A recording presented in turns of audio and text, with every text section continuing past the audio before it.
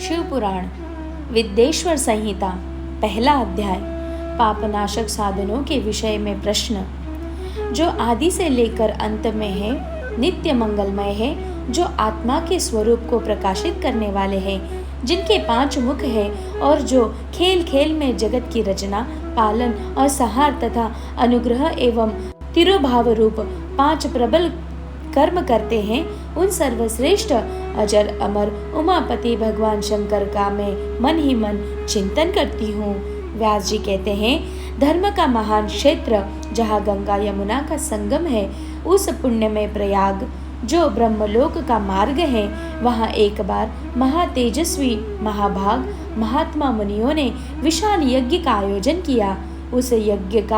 उस ज्ञान यज्ञ का समाचार सुनकर पौराणिक शिरोमणि व्यास जी के शिष्य सूत जी वहां मुनियों के दर्शन के लिए आए। सूत जी का सभी मुनियों ने विधिवत स्वागत व सत्कार किया तथा उनकी स्तुति करते हुए हाथ जोड़कर उनसे कहा, हे सर्वज्ञ विद्वान रोमहर्षण जी, आप बड़े भाग्यशाली हैं। आपने स्वयं व्यास जी के मुख से पुराण विद्या प्राप्त की है। आप आश्चर्य स्वरूप कथाओं का भंडार है। आप भूत भविष्य और वर्तमान की ज्ञाता है। हमारा सौभाग्य है कि आपके दर्शन हुए। आपका यहाँ आना निरर्थक नहीं हो सकता। आप कल्याणकारी है। उत्तम बुद्धि वाले सूत जी, यदि आपका अनुग्रह हो तो गोपनीय होने पर भी आप शुभाशुभ तत्व का वर्णन करें, जिससे हमारी तृप्ति नहीं होती और उसे सुनने की हमारी इच्छा ऐसी ही रहती है। कृपा कर उस विषय का वर्णन करें। घोर कलयुग आने पर मनुष्य पुण्य कर्म से दूर होकर दुराचार में फंस जाएंगे, दूसरों की बुराई करेंगे, पराई स्त्री के प्रति आसक्त होंगे, हिंसा करेंगे, मूर्ख, नास्तिक और पशु बुद्धि हो जाएंगे। सूत जी, कलयुग में वेद प्रतिपादित वर्ण आश्रम व्यवस्था नष्ट हो जाएगी।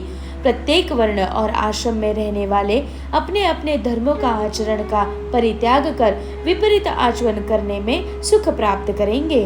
इस सामाजिक वर्ण संकरता से लोगों का पतन होगा, परिवार टूट जाएंगे, समाज बिखर जाएगा, प्राकृतिक आपदाओं से जगह जगह लोगों की मृत्यु होगी, धन का क्षय होगा, स्वार्थ और लोभ की प्रवृत्ति बढ़ जाएगी, ब्राह्मण लोभी हो जाएंगे और वेद बेचकर धन प्राप्त करेंगे, मद से मोहित होकर दूसरों को ठगेंगे, पूजा पाठ नहीं करेंगे और ब्रह्म ज्ञान से शून्य होंगे। क्षत्रिय अपने धर्म को त्याग कर कुसंगी, पापी और व्यभिचारी हो जाएंगे। शौर्य से रहित हो वे शूद्र जैसा व्यवहार करेंगे और काम के अधीन हो जाएंगे।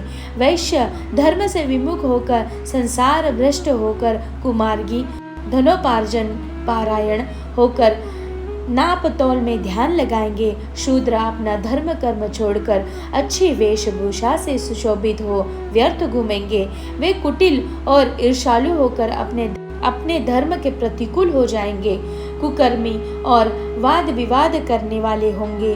वे स्वयं को कुलीन मानकर सभी धर्मों और वर्णों में विवाह करेंगे। स्त्रियां सदाचार से विमुख हो जाएंगी।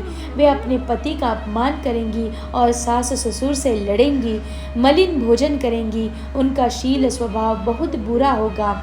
सूत जी, इस तरह जिनकी बुद्धि नष्ट हो गई है और जिन्होंने अपने धर्म का त्याग कर दिया है, ऐसे लोग लोक और परलोक में उत्तम गति कैसे प्राप्त करेंगे?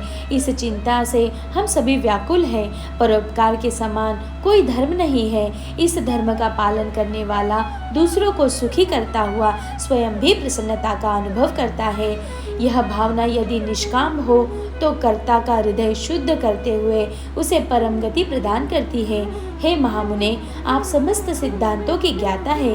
कृपा कर कोई ऐसा उपाय बताइए जिससे इन सब के पाप का तात्काल नष्ट हो जाए। व्यास जी कहते हैं, उन श्रेष्ठ मुनियों की यह बात सुनकर सूत जी मन ही मन परम श्रेष्ठ भगवान श्री शंकर का स्मरण करके उनसे इस प्रकार बोले। शिव पुराण का परिचय और महिमा, दूसरा अध्याय।